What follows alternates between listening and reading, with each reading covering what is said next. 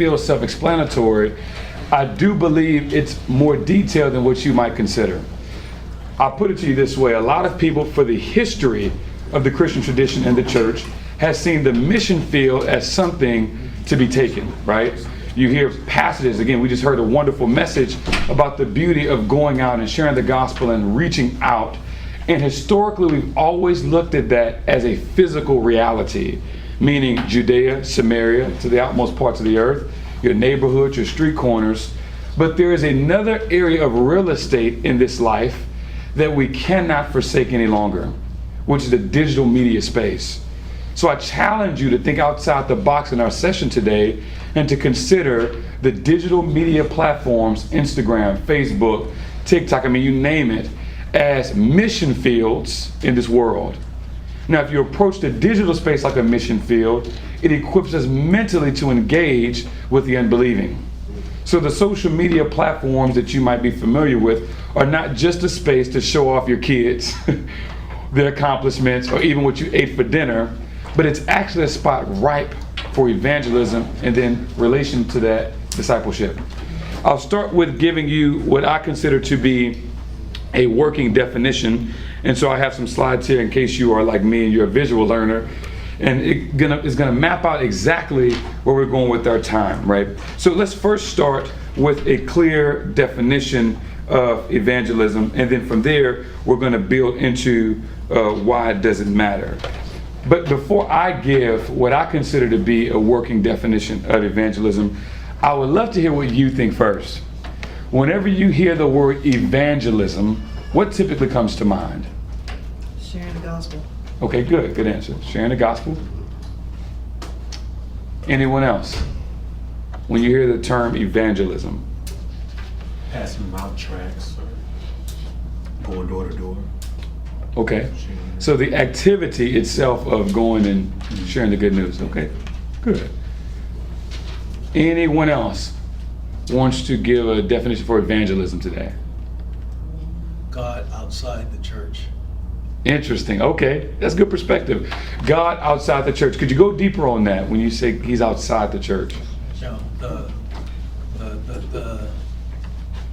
the real estate, the place where we have an assigned address, taking what takes place there, manifesting that where God has planted us. Okay. And I think that's beautiful that you framed it like that at the end, where God has planted us, because again, digitally speaking, with most people having smartphones and some level of access to social media, we all essentially are planted in the same region, right? Meaning that no matter if you're from Texas like me, if you're from Virginia like some people, or even in Michigan, we are all exposed to similar ideals. The web has become, again, a nation of its own, so to speak. And so what I want to, again, push and challenge you to think outside the box today on is how do we function in this newfound territory? Now, moving on, I want you guys to understand that this area of social media is, tangibly speaking, where people are. Okay? And what does that mean exactly? It means that the marketplace has moved. And I'm just using that business terminology to get you to think a particular way about this. Because, again, Paul in his missionary work, he traveled and went places where people gathered, where people argued, where people had interacted. He's challenging the thoughts of the day. He is, again, borrowing even from the philosophers of that age in order to engage the unbelieving. He's using the tools that's right there in front of him. And if it's one thing that I've noticed about the church, is that we are hesitant to engage in the digital space because it might make us feel uncomfortable. We might feel that because of our approach to even sharing the gospel and evangelizing, we might be judged. It might be outdated, but we don't want to admit it. Or we might not know how to even engage at all. We might be ignorant, and it's easier to knock on a door and to say, hey, can I pray with you and let me share with you what God has done for me and what he can do for you, rather than sitting behind a phone typing out this message. The generations to come in your church, as God continues to do a great work in your ministry, their most comfortable space is not face-to-face. I'm going to repeat that. Amen. For the generations to come, the most comfortable space for them is not face-to-face. Now, that doesn't mean that we should avoid Yeah. the face-to-face dynamic, but it does mean that we have to exercise the vehicle that is social media to draw and leverage them in order to maximizing our potential as a church. And if we're failing to do that, again, using the framework that we established at the beginning of our time, what we are doing essentially is we're not going to the outermost parts of the digital earth in order to reach people that God has placed there. In fact, let me put it in a way that maybe is even more palatable for you. What if there were people that you could reach digitally that you would never see physically? Do you think that it's worth taking a deeper look? Yeah. I'd say so, because many of our ministries, we support missionaries that travel from everywhere from Peru to Belize. And we would never physically go there as pastors or as leaders, but what would we do? We support the ministries. So what would it look like in the digital space? Well, if you're curious about that, allow me to go a bit deeper and to give you some working definitions as we expound on our time. Evangelism, intentionally sharing the good news of Jesus. What is that namely? His death, his resurrection, and lordship. And why do we do this? So people hear, believe, and follow him. The purpose of sharing the gospel is so that people can hear about the good news of Christ. It's not for them to really find out about our church specifically. Now, we're going to get there in a second of how we can leverage those opportunities, but here's what digital evangelism is not: marketing your church. Let me say that again. Digital evangelism is not marketing your ministry and telling them how good your pastor is, or how wonderful your children's ministry, or how they can be served. Again, evangelism, whether it is 2,000 years ago or whether it is in 2026, is still all about Jesus. Meaning that he has to be the crux of that ministry effort.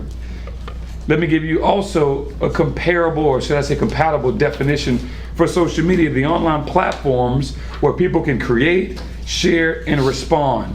Namely, this is where relationships are happening in this day and age. Many churches historically have wanted to grow their ministries. And again, I get it, because you can look out to your congregation when you're in the pulpit as a pastor and say, I want my ministry to swell and to grow. But I'm seeing the same 50 to 60 people. But what you might not realize is that the skill set, the value that you can bring, can actually be packaged in a way that an audience far greater than the one that's physically in front of you can be exposed to. Again, we're going to talk about some of the gaps that make it difficult, but what I want you to see is that the two must be seen together as a part of the mission of your church. If you're going to, as the book of Matthew declares, go and make disciples, we no longer can avoid the digital spaces. Amen.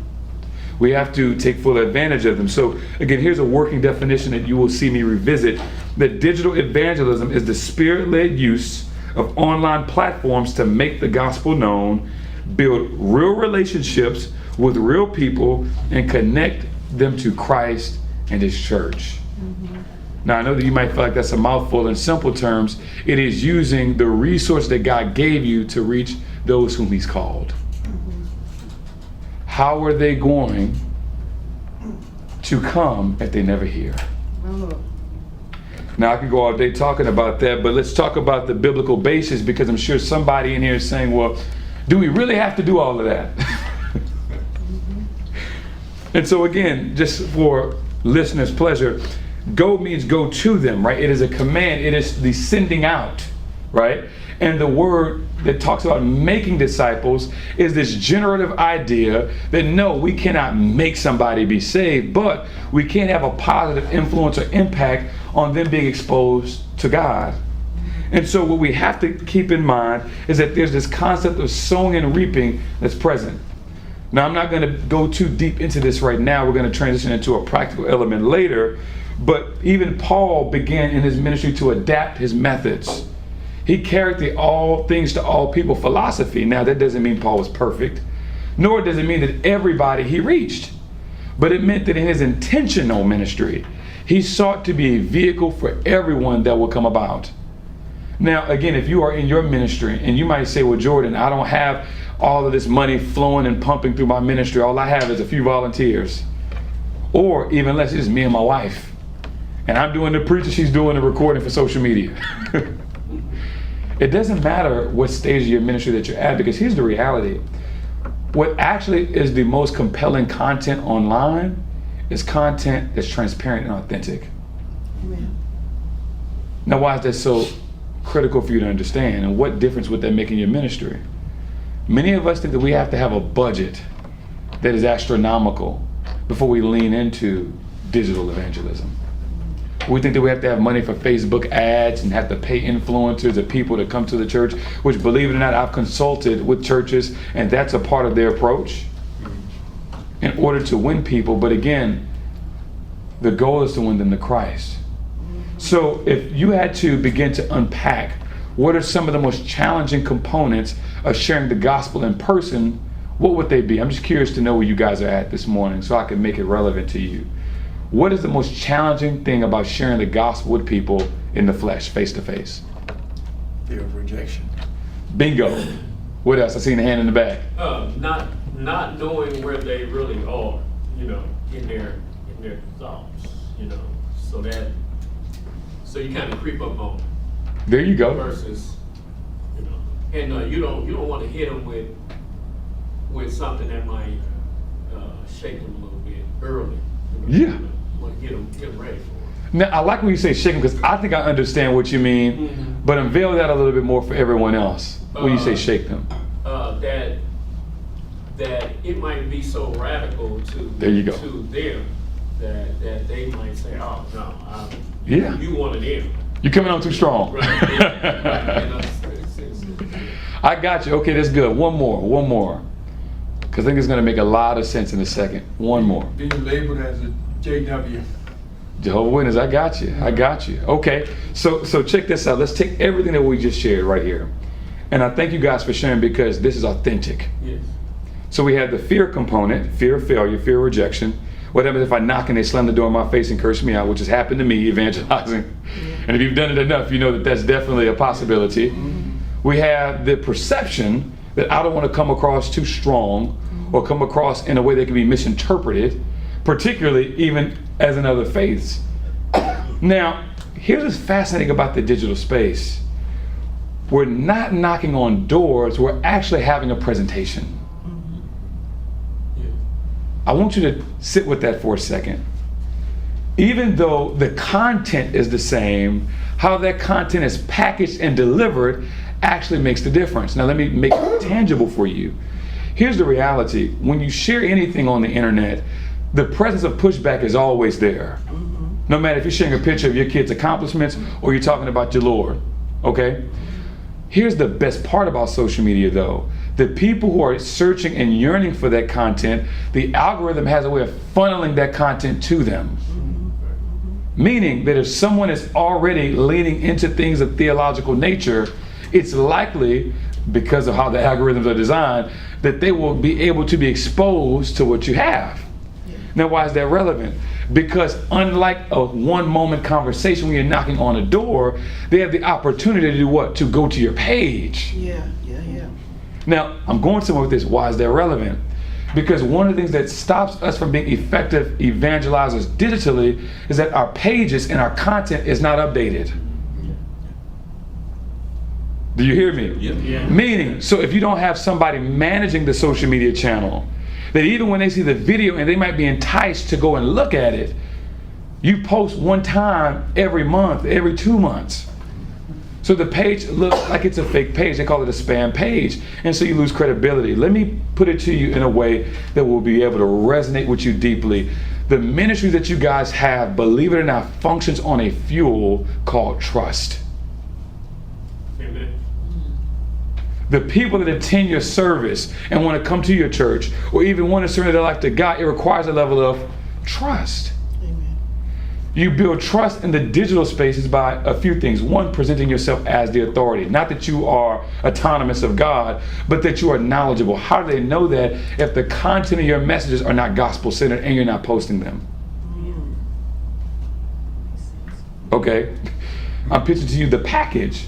The second piece of that puzzle that I want you to consider is as someone is expressing interest, someone is liking the post, someone may be commenting, is there somebody managing this? And again, I don't want to get ahead of myself for session 2, but I want you to see something, because here's what digital evangelism is not, and here's why it's so relevant. Because some of us get it mistaken and it burns our ministries from the inside out. Again, digital evangelism is not church marketing. It is not a replacement for the church either. So here's what tends to happen. The digital marketing begins to get conflated with the evangelism. So sometimes you know whether you're going to promote God or yourself. See, y'all not hearing me. And then you cross-reference that with the fact that some of us are looking at our online platforms as a way to house the people and not a funnel.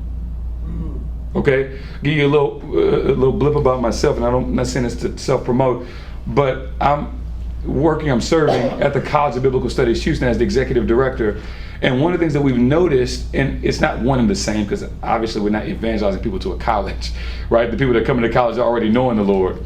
But we recognize that social media has a way of a vacuum to be able, again, to draw people in to the more significant pieces of the ministry.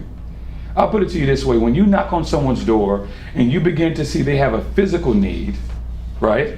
Whether it might be food, whether it might be shelter. One of the things that I was trained as I began to evangelize is to present opportunities to get the physical need met as you're sharing the gospel. Amen. Well, social media works in a similar fashion. Because guess what you can do? You can begin to inquire, look at their page, which is what we do, again, the people that are wanting to come to the college. Now, how much of a benefit would it be if before you engage somebody, you had their whole history? I'll say that again.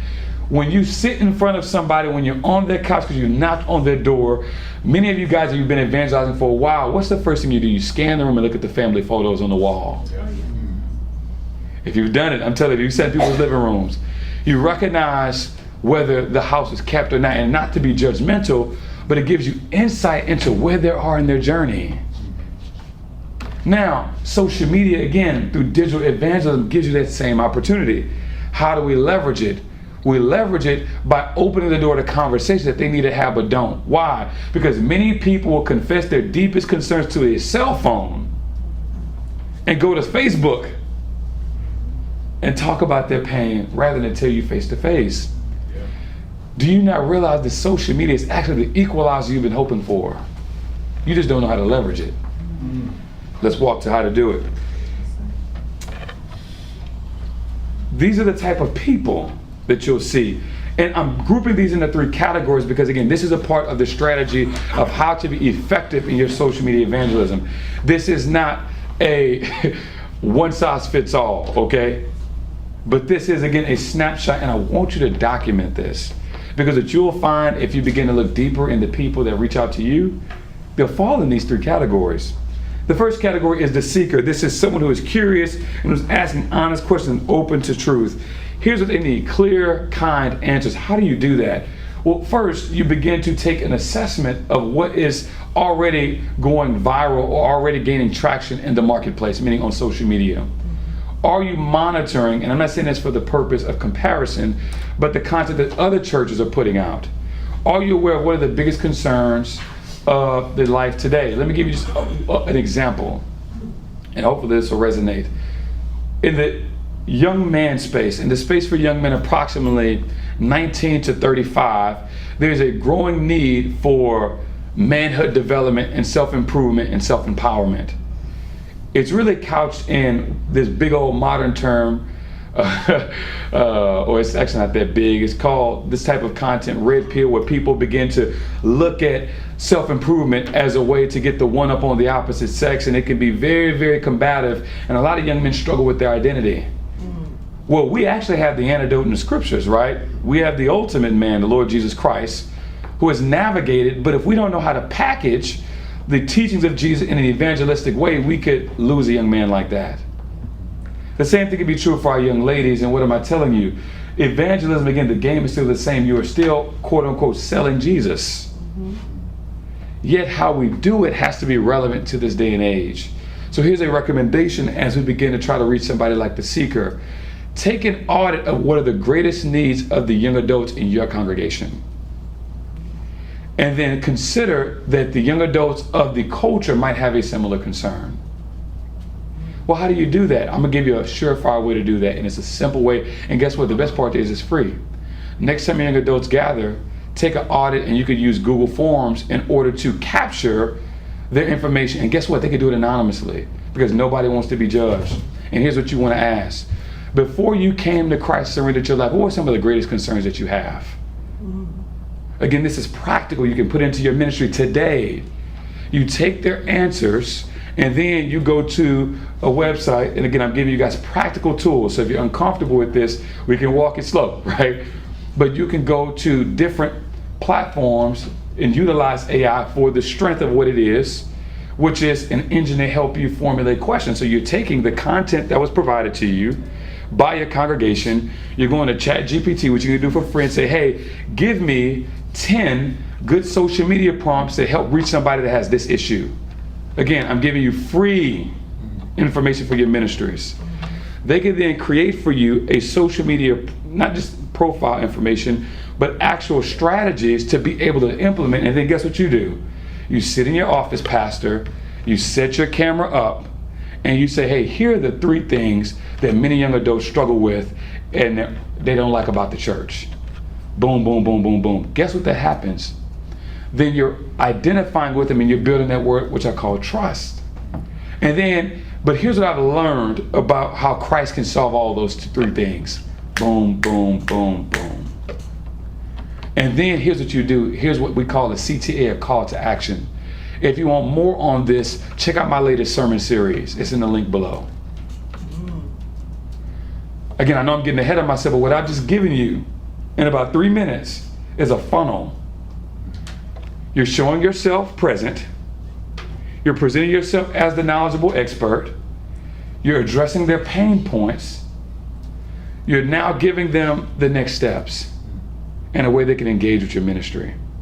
Again, you're not selling your church. Again, you're evangelizing because you're sharing the gospel with them, because you're describing how God can step in and solve the said issue.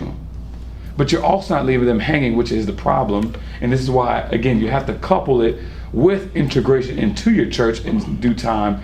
Otherwise, you're going to have a lot of straggling Christians. Is that clear? Yeah. Well, let's now look at the skeptic. And again, these same things can be true for these other 2 options. This is someone who is arguing, who is testing, right? You might see this person as the person's comment that you have to delete under your pastor's sermon.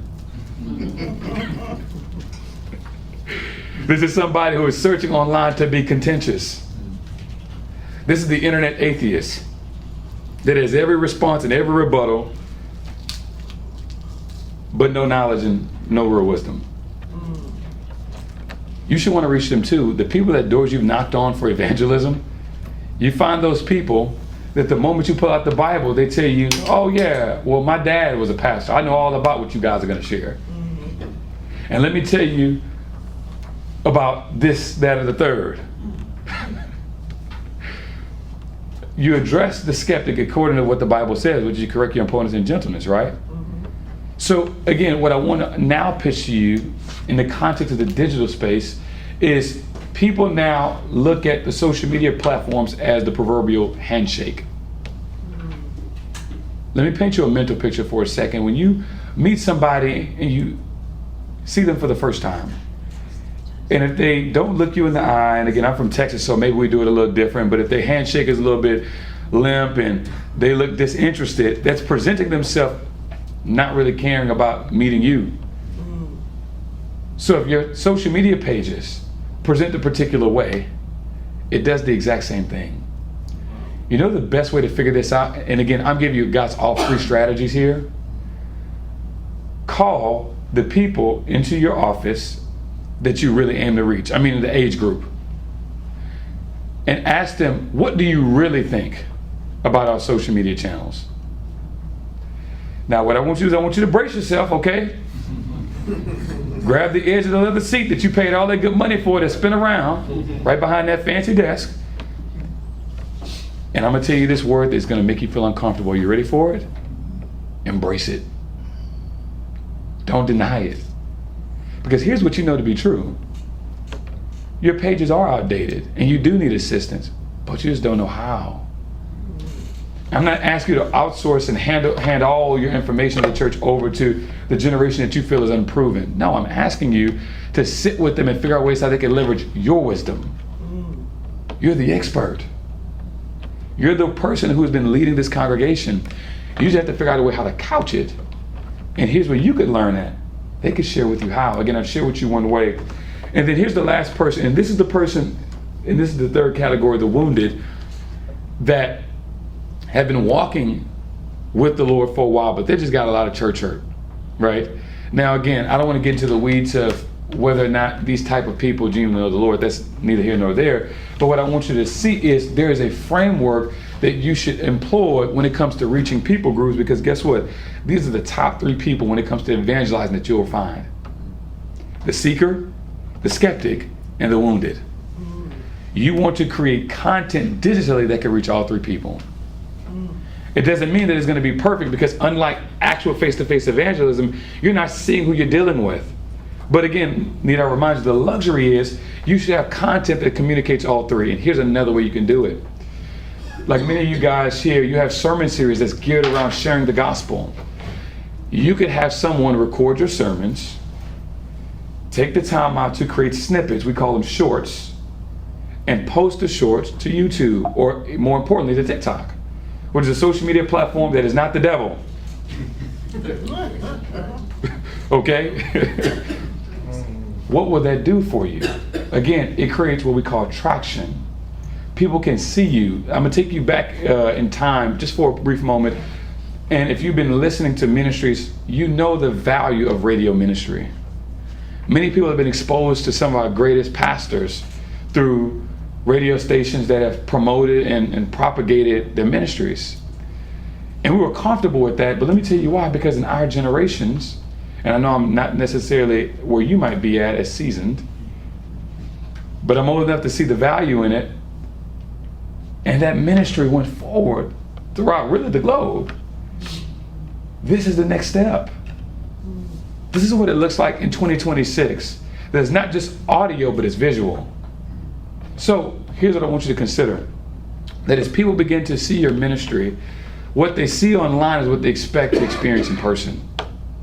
Now, how does that relate to evangelism? Stick with me. Because if you're on the internet and you're seeming gentle, but then when they see you in person, you're not creating that same love. Let me ask you this.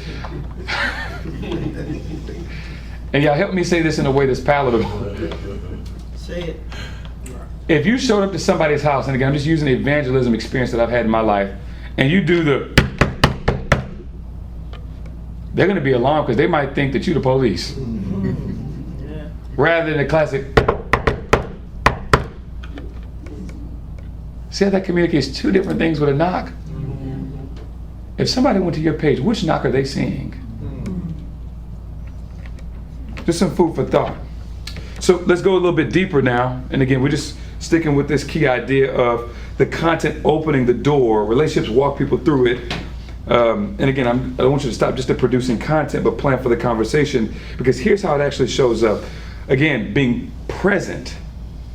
Being present, again, that's being visible and consistent. The content piece, we talked about some content strategies right there. We'll go into more of that on the second session. Again, I don't want to get ahead of myself. But here's the third part, and I do want to jump in on this piece, because the real relationship comes offline. Let me share with you a moment in time in my ministry that really changed how I view internet evangelism.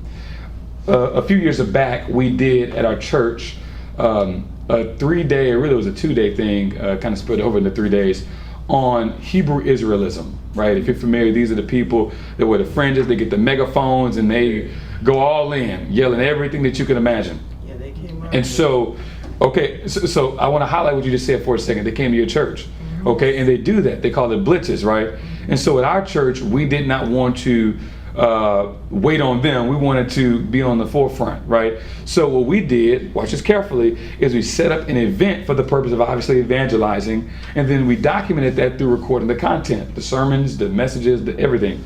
And what we did is we began to promote that and advertise that. Well, inevitably, guess what it drew, or who it drew? There you go. Okay, you see where this is going. So in that moment in time, it created a space to go from the digital to the physical. Now, here's what I know just about that scenario, that once they came, it gave us the opportunity to engage. And you'll hear me talk about this a lot in the next session.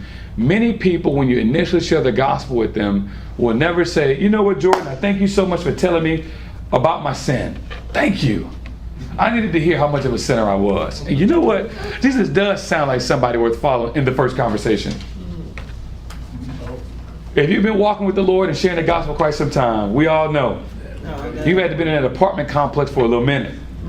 You've had to maybe knock on that door, get that person's phone number, pray for them persistently. There was a process. Yeah. We can have the same thing digitally. Here's how we do it. And again, more on that later. But once somebody engages with your content, once they comment, once they like it again, I'm suggesting you reach out, having somebody manage the channel and say, hey, thank you so much for liking our content. We're just curious, what part of that resonated with you the most? One question can change somebody's eternity. Because now they say, oh, no, I just like the presentation, I like the message. Okay, well, when you evangelize, do you say something similar or different? Now you're engaging with them in what we call a DM, a direct message. You can leverage social media for the gain of your church. Then you can say, hey, where are you based out of? It's an easy way of saying, where you at? Oh man, I might be based out of XYZ. And here's the benefit of most social media platforms. They actually let you see where people are from that are watching your content. I don't know if you guys know that a lot of the church pages that you guys have to be transitioned to a business page, and there's a whole class that we could do on that. But when you do that, it allows you to see your what they call metrics. How many people are watching, where they're located at. And again, this is for free. I'm not pitching to you guys anything that costs money, because I understand that finances is probably one of the biggest obstacles for your ministry. But what you need to also recognize is that there needs to be a way to funnel somebody from the initial engagement, the like, the comment, the share, to tangible conversation and building with them. So I got a couple questions that I want to conclude with and really open up the discussion, because I do want to hear from you guys. And the discussion questions are obviously right here behind me. Question number one, is there any difference in your mind between marketing the church and evangelizing through social media? You've heard my opinion on it, but I just want to see where you guys might be standing on this issue. Any differences? I think the social media realm is a little more personal. Mm-hmm. You know, because most of the people that visit my page, you know, I know in some capacity. Mm-hmm. So they may not know my church so much, Mm-hmm. but they know me. Now I'm going to tell you something that a lot of people need to hear. You probably already have it. Leveraging your social media personal accounts helps your church build credibility and trust on their corporate accounts. Let me put it to you this way. A lot of Fortune 500 companies, if you follow their patterns on social media, have their CEO or who's ever their head honcho begin to be more front-facing. Meaning they have them communicating to the constituents or to the clientele or whoever's buying. Well, I'm not asking you to have your pastor up there every time. In fact, what I'm actually suggesting is you consider yourself the person that people need to hear from. Why? Because perfectly you live in the godly life, and so when they see you begin to share the church's messages on your personal page, it begins to resonate and it does grow the platform of your church. Also, when you share the gospel, begin to document this. And again, you can use the same platforms, same metrics. But I do thank you for sharing that, because I do think that a lot of people, when they hear, again, evangelism in the digital space, they think, how can my church grow our platform and get people to come? And again, that's a byproduct of quality evangelism. It should not be the intention of quality evangelism per se, right? Yes, you don't want to grow the church corporate, but again, suppose you're dealing with somebody and you're in Michigan and they're in Texas. They never come to your church. But here's what you can do, and here's the one gem that a lot of people don't understand the value of. When you're able to be a connector, you grow the ministry. A lot of churches' biggest issue, particularly the small churches, is they feel disempowered because they're not connected to resources.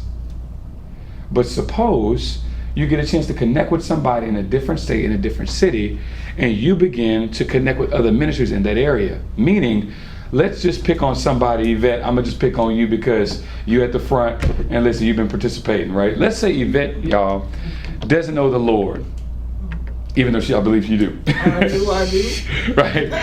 And Yvette says, you know what, man, I'm in Houston. Man, I really enjoy what you're saying, but there's just no way I can connect with you. You began to look for church in her area to help serve her. You see where I'm going with this? What are you now doing? You're now connecting people with ministries in that area. Well, how do you do that? How do you find that? I'm going to give you another free way to do it. Again, this is a part of internet evangelism. What you can do is you can take your church's doctrinal statement.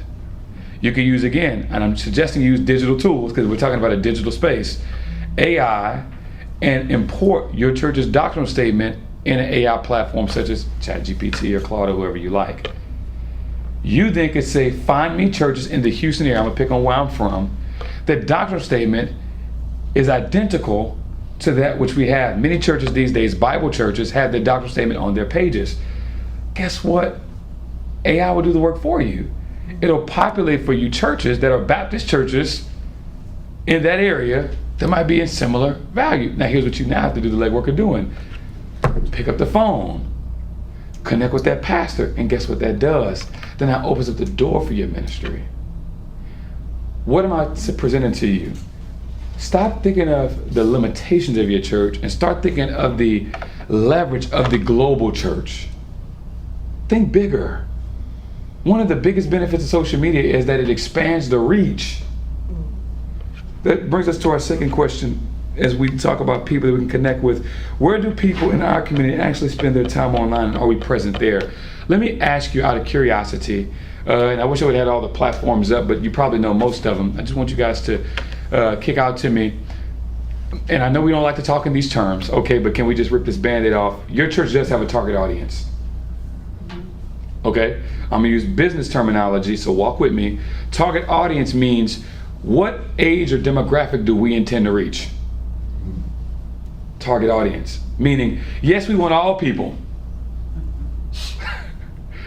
But let's be frank, in our preaching style and our way of worship and the church layout and design that communicates who we're reaching to. Let me give you a tangible example of this. Anybody ever been to Walmart? Oh, yeah. Everybody. Okay.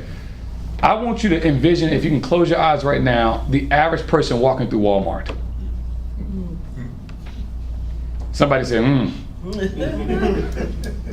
Hold on now, y'all see where I'm going with this. Okay. Now think about Target or even more, one of the more upper echelon spaces. If you said Gucci, Louis Vuitton, the average clientele, y'all might say, right? It's a whole different sound. Now, why do I create that picture? Target audience. This is not to dismiss anybody. It's to get you to see where your leverage is. You on social media want to reach out, yes, to everyone, but you're looking for someone.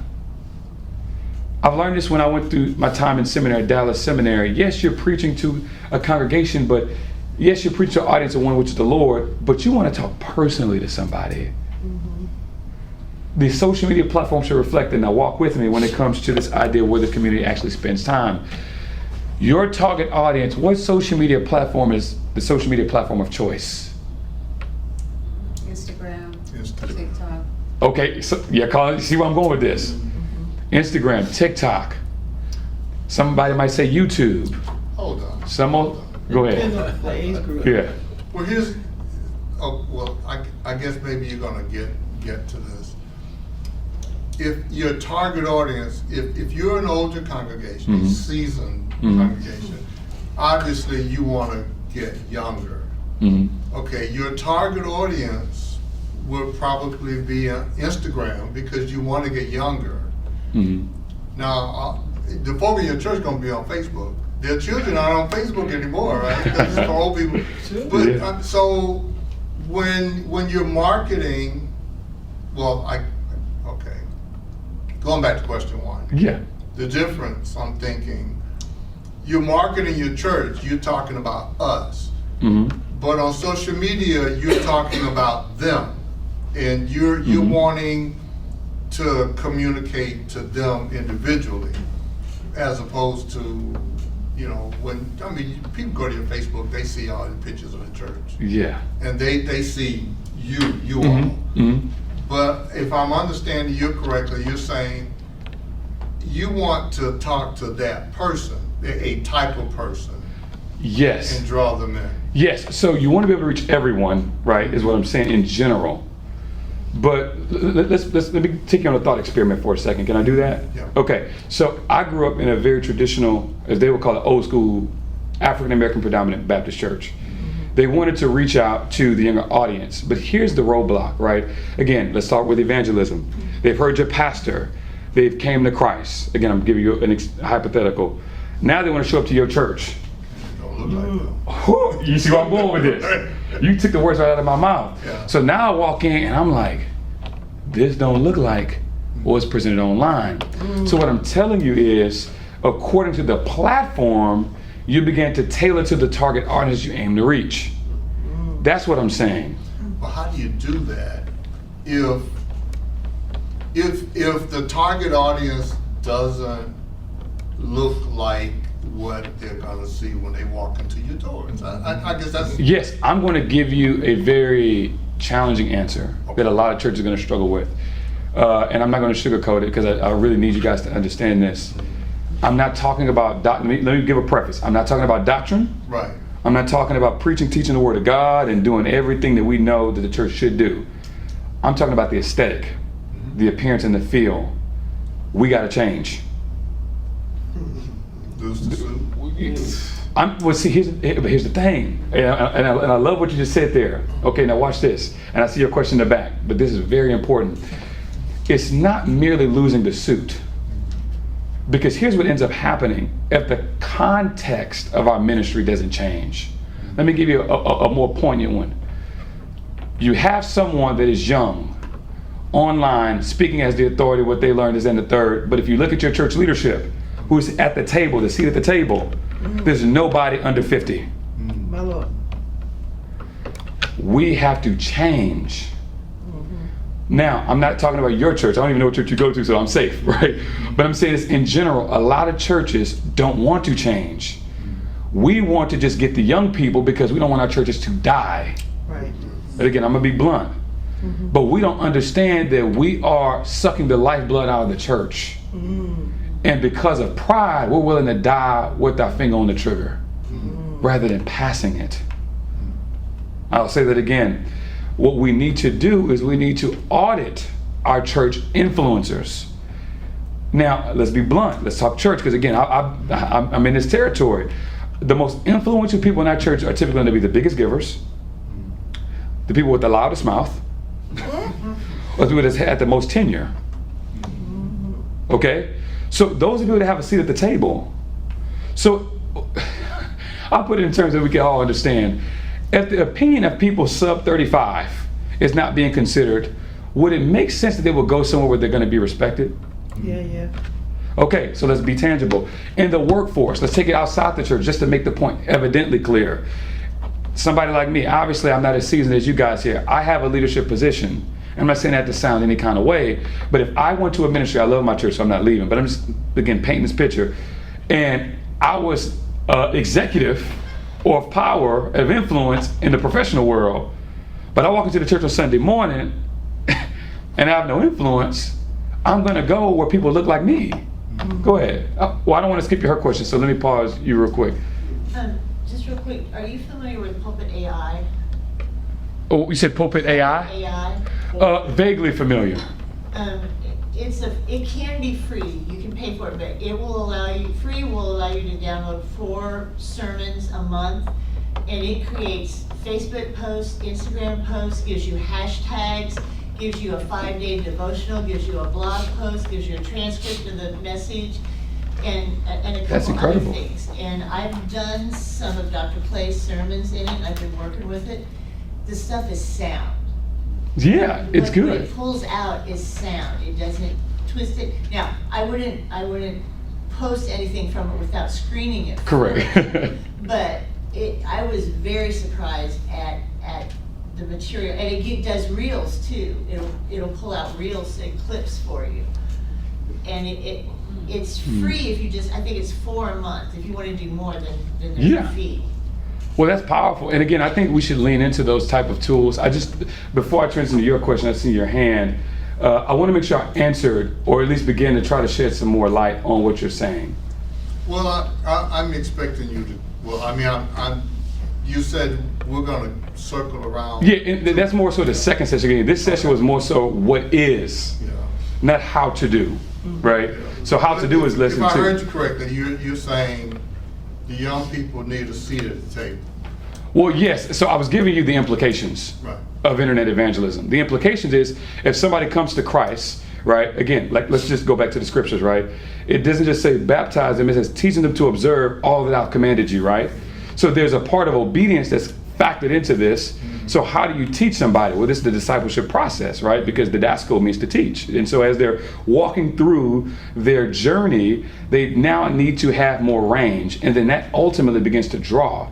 The issue is once somebody gets saved and want to come to your church based on what they've been presented, and they show up there and the pastor's preaching for an hour. I'm just if we're going to be, I'm from Texas, man. We straight shooters. So this is what it is. And we say we're preaching the word of God. Well, here's the challenge. And I'm going to say this and I'm going to move on because I don't want to harp on this, right? The challenge is what COVID made is competition for the church. Believe it or not. Before, they didn't hear all of these pastors that are speaking to the needs of their generation. Also, to be blunt, about my generation, sometimes we can be a little bit lazy and I want to get out the house on Sunday mornings. So if I could stay in my pajamas and listen to my favorite pastor, air quotes, preach for 30 minutes and it's talking about a topic relevant like relationships versus listen to, Deacon Joe or Pastor James that's preaching for an hour, even though they've won me through social media through these reels that he said some cool stuff that sounded good. Again, that's what I'm saying. We have to be willing to change. And if we're not willing to change, here's what I want us to do. Accept the reality. Go on, Eve. Yeah, I was just going to share, my pastor. This is my pastor. But my husband and I both are in a lot of areas where we're seeing this. We see this with business, we see it at church, we see it in our alumni where there's kind of the old guard way of doing things. And they do see that the young people aren't really there. And what I would like to offer is something that these institutions have that they maybe don't see is you have the value of community, you have the value of branding, of legacy, and that's really something that a lot of new ministries don't have. So a good thing that you can do, Pastor Smith, is when you go to these different, I'm a TikToker. What you could do is highlight that, right? Yes, there's evangelism that can come across as you build that relationship, but explain why what you do and how you do it is so valuable. Young people are looking for that, believe it or not. Everybody is not necessarily looking for the 2819 experience where there's 10,000. You're looking for the actual community part, and then let the Lord do the best. So just to encourage you, it's not absolutely not lost. No, it's not. It's not. And I thank you for sharing that. And I'm going to expound on that just for a brief moment. And I do believe it's going to ultimately relate to the third question in front of you, which is talking about the skeptic, the seeker and the wounded. A lot of people are looking for that word you just labeled, community. We are the most digital and connected, but at the same time, the most lonely. And what the old church has, and I'm going to just again reiterate what you said because I thought it was profound, that the younger churches don't, is the sense of community. Mama so-and-so, Papa so-and-so, Deacon so-and-so, that have been there and anchors. Let me just give you, and this is, again, free things you can do. The younger generation are looking for relational content. That's one of the biggest things they look for digitally, right? In the evangelism space even, right?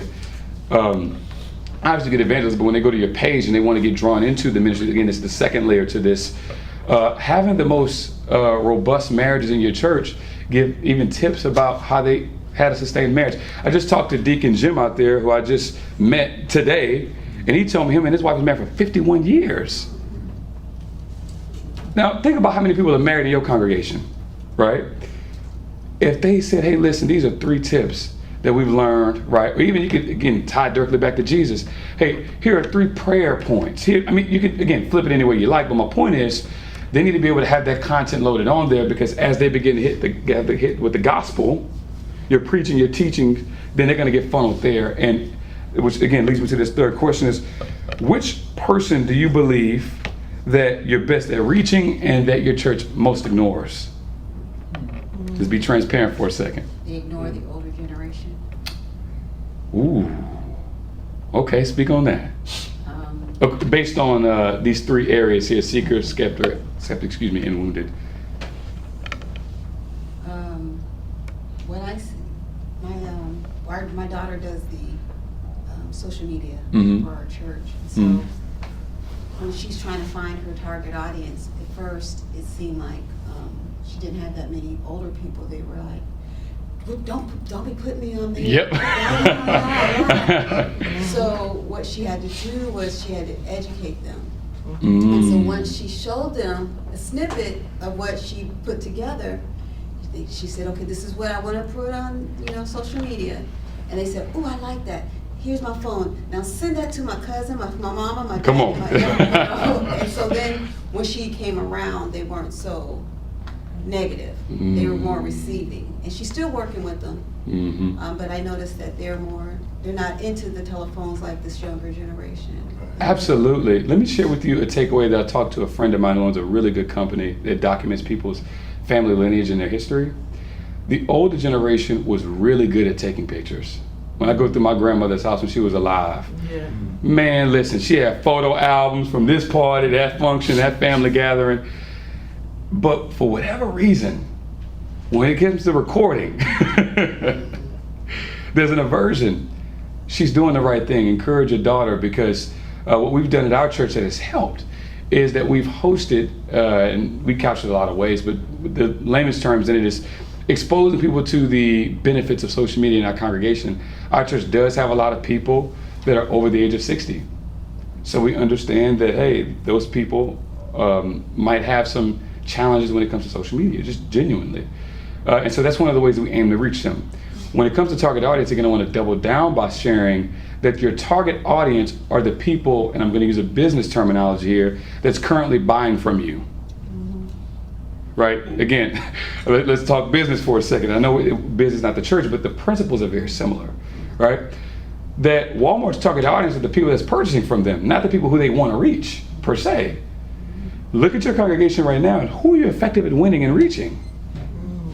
That's who is buying your product, right? So then you could, again, market. I'm not saying that you make videos to reach the 60-year-olds that that's all you have. Again, you could instinctively go younger, but again, you have to be willing to say, hey, this is a part of our mission to reach all people, so we have to adjust. So even if you wanted to keep the suit and tie or not, right? Whenever it comes to your delivery of your messages, hey, what would this sermon look like if we were able to get it down to 45 minutes? So and I'm not looking for a response, but I'm just thinking, right? And 45 to me in my mind is like, 45 minutes, right? And again, I went through the seminary journey in Dallas, man. I did the Greek and the Hebrew, so I got it, I get it. But again, I think sometimes in us, when it comes to evangelizing, and I'm going to drive right back to this, and again, I want to open up just for general questions if you guys have any before we conclude, and we have a few minutes left, is I want to personalize and bring the humanity back to social media, because sometimes when it's in the digital space, it can feel so disconnected. We don't think there's another person at the end of that phone.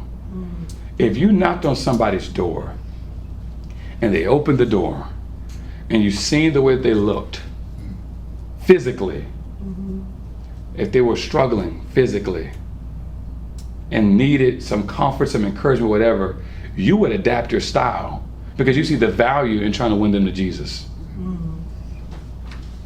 Let's keep that same mentality digitally.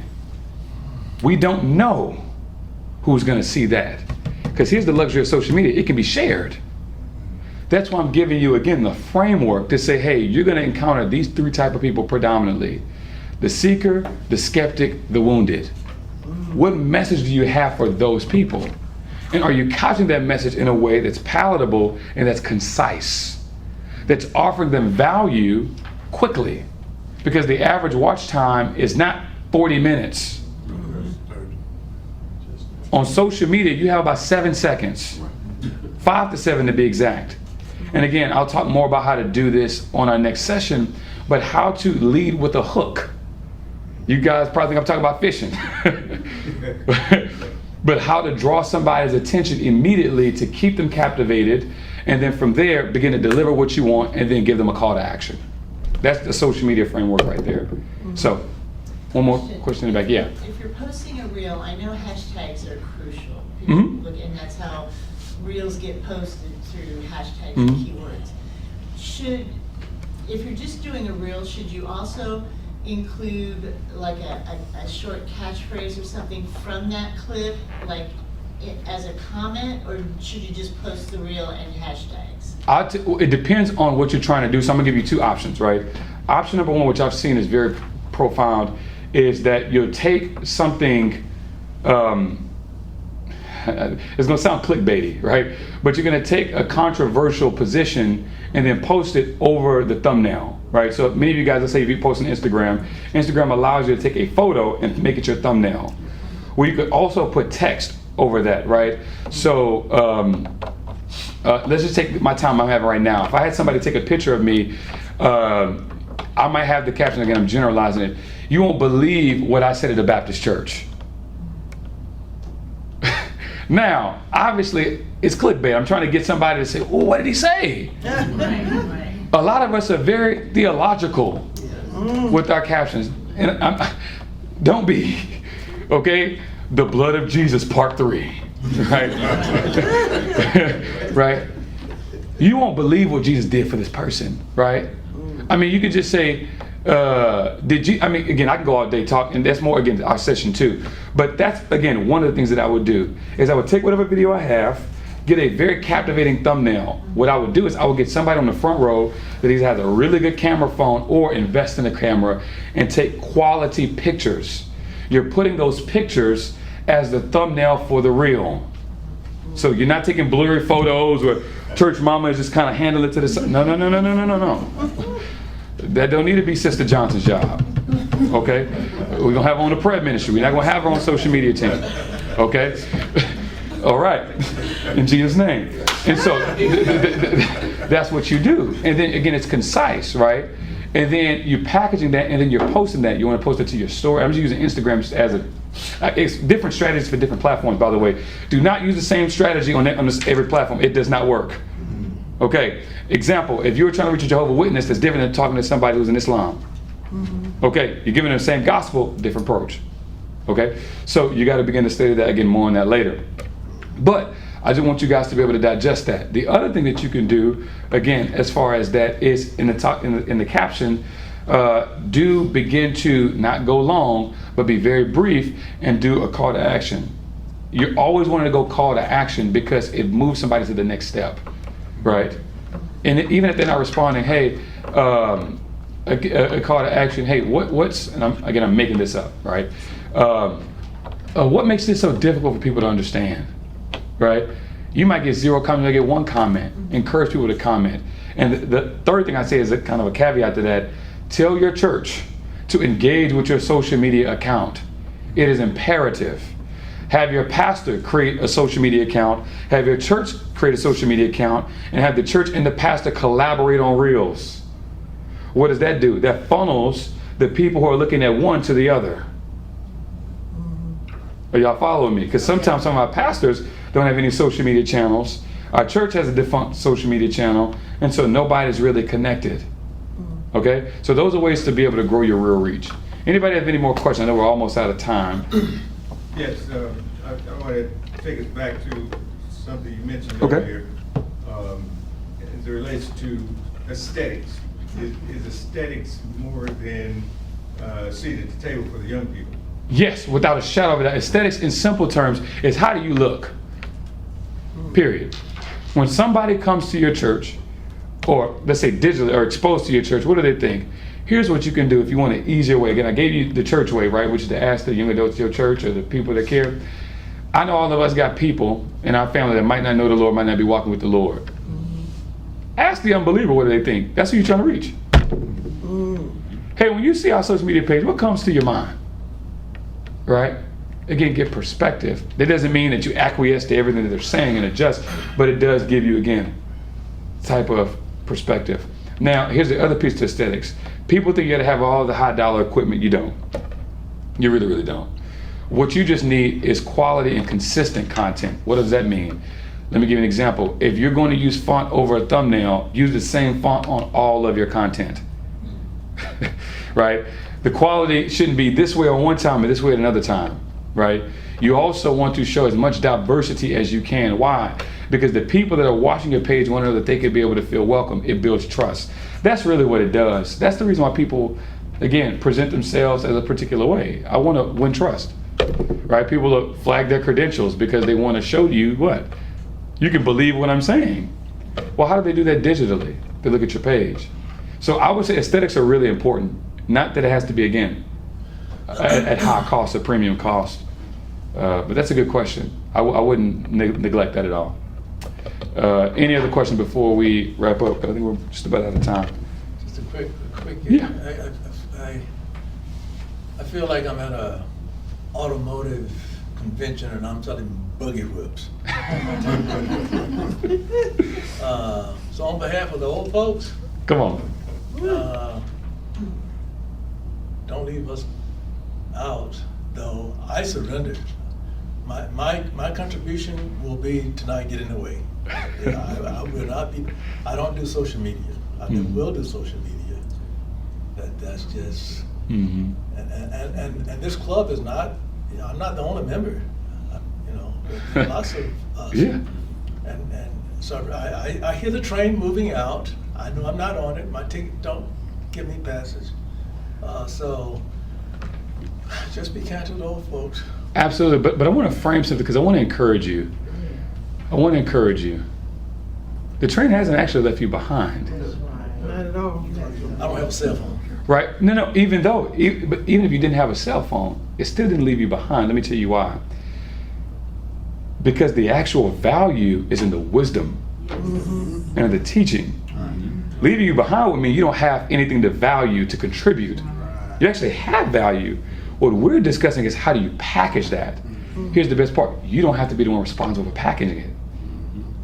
You see what I'm saying? So again, through your church, even if you had 10, 15, 20, 30 members, you can find a way to take your wisdom to capture that wisdom, right? Again, I'm just gonna cherry pick. Let's say Jane Doe has a camera and you are preaching a sermon series on whatever topic, right? You could just say you're preaching on eschatology, the book of Revelation, Daniel, the whole nine, right? Okay, somebody can record you that has a cell phone even though you don't. Take that wisdom and to be able to slice it up and to parse it into digestible pieces for the internet to be able to indulge in, right? The train, again, has not left you behind. I want to be clear about that because a lot of people who I deeply respect, who is not as ingrained in social media, feel that way, and it's making them feel as all the contributions they've had in real life no longer matters. And I want to be clear, what your contribution is to the kingdom still holds weight. Amen. What we have to figure out is, again, how do we get what you've been doing for a long time? How do we just package it? That's all I'm describing. Again, I want to be very clear. I'm not talking about wow with the old and with the new. It can sound like that. Again, I could, if I was in your position, because you might not be as well versed. But here's the reality: one day our time is going to come too. They might have holograms. I'm just being. I mean, you just never know, right? But again, I want us to walk away with saying this. This is simple enough to be able to capture. So maybe I think a good next step for you was to have either your assistant secretary or somebody that is spending time. That's my pastor right there. Okay, well, even better, right? Your pastor, somebody can collaborate with y'all and to get the pieces of wisdom that y'all wish to share with the next generation. Here's what you do. You can get somebody to be a mouthpiece for it. Why not? It's still the wisdom, even if you're not the face. I'm not trying to, again, take you out of the spotlight, but what I'm saying is you can begin to frame what you're sharing in a way that people can resonate with. We've had to do it, again, my pastor, Dr. Paul Candace, who is very knowledgeable, and I love my pastor. If you look at our social media channels, listen, we get our young adult pastor, we get somebody to, and he's giving the wisdom. So again, I'm just saying, I don't want you to be discouraged, brother. I want you to be inspired, because this is still doable, no matter where you're at in your journey. I see a hand in the back. So, when you just were talking about having your congregation interact with your social media pages. Correct. So what's the best way to do that? Is it to comment on the posts that the church's social media put out? Is it to reshare those posts? Depending on the platform, my preference is sharing. Here's why. I think visibility is king. You gotta be visible. And most of the platforms, again, I'm generalizing it, every platform has its own nuances. They consider content that people interact with as content that people want to see. So even if nobody, quote unquote, watches it, if your sermon posts and you get 3 shares, 4 shares, that matters. Have people comment, even if it's, what a good word. Thank you so much. That's impactful. And you have to begin to put it in front of your congregation, because people won't do it unless they're instructed to, just to be honest. I look at this as a matter of survival for churches, especially any given local church. When I was in my 20s, I witnessed the introduction of PCs. And I sold them as a part-time job. And you wouldn't believe the amount of resistance to computers back then. I would go into an office and tell them how it would revolutionize everything they had, and thanks but no thanks. Try to go to any institution today that does not have some form of computer and their hand changing things. So I said, let's say this, change is a constant variable. We've heard that before. And with the church, if we don't get with it, then the church itself will be left behind. And that void will be filled by whatever the devil has for folks out there. What a sobering thought. That's good. That's good. That's my prayer that doesn't happen. That's why I do what I do. Because I don't want to see this thing fall by the wayside, just in general. So I thank you for sharing that. Does anybody have any other questions before we wrap up? I see. Yeah, go ahead. No, feel free. No, I was just thinking about how do you connect the wisdom with the young people, you know what I'm saying? Because a lot of times they moving real fast, you know what I'm saying? They don't have time. I'm just gonna take my grandkids for, I tell them, I don't know how to do that on social media. Well, let me do it. Yeah. You know what I'm saying? They don't say, let me teach you to do it. Let me do it. You know what I'm saying? So you kind of left behind, and your desire may be to get into it. Do all this stuff, but you know, you got to have a teacher. I'll tell you what we've done at our church, and this was beneficial. And I tend this to, again, self-promote. Just we were trying to find out, just like everybody else. We had our marketing director begin to reach out to our congregation and had a social media and digital training. We taught people who didn't know how to work their email, to their social media profiles, to anything digital. I will tell you, we've done it 4 times. Right? And what did that do? Well, it created continuity and community, but it also educated the people on what we needed. And I want you guys, again, to see social media impact as an extension of ministry. If you have the most knowledgeable person in the room, sit down. Again, you could, be cost efficient. Hey, we'll provide a breakfast or a lunch. We just want to walk you guys through how you could best support the church. And here's how I would frame it. We're looking for ministry partners in the mission field of the digital spaces. Again, I'm reiterating, paint digital media as a mission field. It is not just something to have fun on. It's soil. It's just not physical. Hey, here's how we could best evangelize. You might not have the health to be able to go to Costa Rica, but you do have a phone. Here's how you could help. And it only takes 30 seconds. Would you be interested? It sounds like a sales pitch, right? But it's genuine. I mean, it's sincere. And you sit down and here's how you do it. Boom, boom, boom. Sister Johnson, Jenkins, right? In your case, I'm being real personal now, right? Could you be able to do that? I know you're up early when you're drinking your coffee. My tea. Would you be, or your tea, right? I'm just, you see, but see how simple that is? And you're making an appeal. Yeah. And you're just saying, here's how you could help our ministry. Because again, the algorithm doesn't care how old you are if you're sharing and you're liking and you're commenting. It doesn't matter. to the extent it's going to funnel content, right? So that's what I would suggest doing, hosting some sort of gathering where people can be able to get that information pushed out to them of the how-to. More on that again in the second session, and these are recorded, so don't feel like you got to stick around in order to get it. But again, I'll just give you guys a what is. This is again the part one. So.